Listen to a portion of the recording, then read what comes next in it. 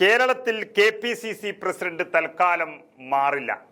എന്നാൽ ഏകദേശം KPCC അധ്യക്ഷനൊപ്പം തന്നെ തലയെടുപ്പ് വരുന്ന നേതാക്കളെ തേടുകയാണ് ഇനി ജില്ലാ കോൺഗ്രസ് അധ്യക്ഷ സ്ഥാനത്തേക്ക്.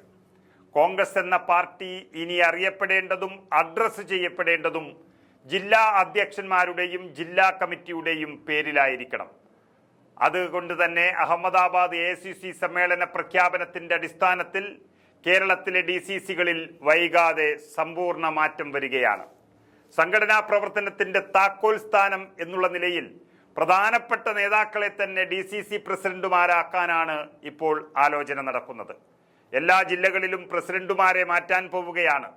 പുനർനിയമനം നടത്തുമ്പോൾ ഒരു പക്ഷേ എറണാകുളത്തെ ഷിയാസിനെയും കോഴിക്കോട്ടെ പ്രവീൺ കുമാറിനെയും പോലെയുള്ളവർ വീണ്ടും അധ്യക്ഷന്മാർ ആകാൻ സാധ്യതയുണ്ടെങ്കിലും ഒരാളെയും നിലനിർത്താതെ പൂർണ്ണമായും പിരിച്ചുവിടുകയാണ് ആദ്യം ചെയ്യുക.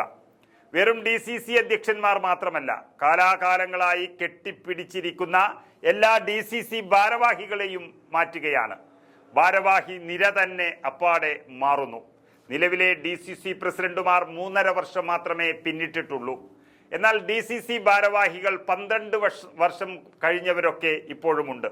ഈ ഭാരവാഹി നിര അപ്പാടെ മാറ്റാൻ പോവുകയാണ് നേതൃത്വം. ബ്ലോക്ക്, അതുപോലെ മണ്ഡലം, വാർഡ് അഴിച്ചുപണികളൊക്കെ അടുത്ത കാലത്ത് ഏതാണ്ട് പൂർത്തീകരിച്ചതിനാൽ DCCകളുടെ മാറ്റമാകും തദ്ദേശ തെരഞ്ഞെടുപ്പിന് മുൻപുള്ള പ്രധാന ദൗത്യമായി കോൺഗ്രസ് നേതൃത്വം കാണുന്നത്. ഈ മാസം തന്നെ ചർച്ച തുടങ്ങുകയാണ്. കഴിവുള്ളവർ, തലയെടുപ്പുള്ളവർ, മിക്കവാറും ഒരു സംസ്ഥാന നേതാവ് അത് തന്നെയായിരിക്കും ഇനി DCC അധ്യക്ഷന്മാരായി വരുന്നത്.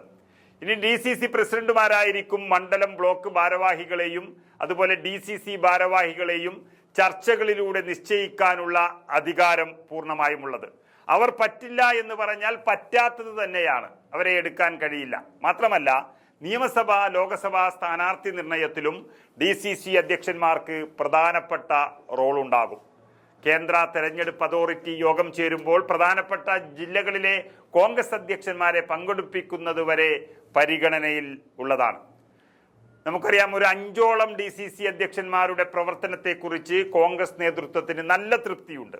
എന്നാൽ കുറച്ചുപേരെ നിലനിർത്തി മറ്റുള്ളവരെ മാറ്റുന്നത് വലിയൊരു അസ്വസ്ഥതയ്ക്ക് കാരണമാകുമെന്നും അതുകൊണ്ട് എല്ലാവരെയും പിരിച്ചുവിട്ട് പുതുതായി അധ്യക്ഷന്മാരെ നിയമിക്കും എന്നുള്ളതാണ് കോൺഗ്രസ് എടുത്തിരിക്കുന്ന തീരുമാനം. അതിലൊരുപക്ഷെ കഴിവുള്ള ചില DCC അധ്യക്ഷന്മാർ വീണ്ടും വരും. DCC പ്രസിഡന്റുമാരിൽ ഏറിയ പങ്കും നിയമസഭാ തെരഞ്ഞെടുപ്പിൽ സ്ഥാനാർത്ഥികളാകാൻ ആഗ്രഹിക്കുന്നവരാണ്. എന്നാൽ DCC അധ്യക്ഷനായാൽ മത്സരിക്കാൻ കഴിയില്ല എന്നുള്ളൊരു യാഥാർത്ഥ്യം ഒരു വശത്തുണ്ട്. അഹമ്മദാബാദിലെ നിർദ്ദേശപ്രകാരം അത് പ്രാബല്യത്തിൽ വരുന്നതോടെ DCC പ്രസിഡന്റുമാർ പൂർണ്ണമായും സംഘടനാ പ്രവർത്തനത്തിൽ കേന്ദ്രീകരിക്കണം.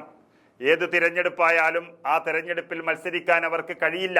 KPCC അധ്യക്ഷ സ്ഥാനത്ത് K. സുധാകരനെ തന്നെ നിലനിർത്തുകയും അദ്ദേഹത്തെ സഹായിക്കാനായി സഹഭാരവാഹികളുടെ ശക്തമായൊരു ടീം ഉണ്ടാക്കുക, DCC നേതൃത്വം പൂർണ്ണമായി മാറ്റിയെഴുതുക എന്നിങ്ങനെയുള്ള പ്രധാന കാര്യങ്ങളിലേക്കാണ് കോൺഗ്രസ് നേതൃത്വം കടക്കുന്നത്.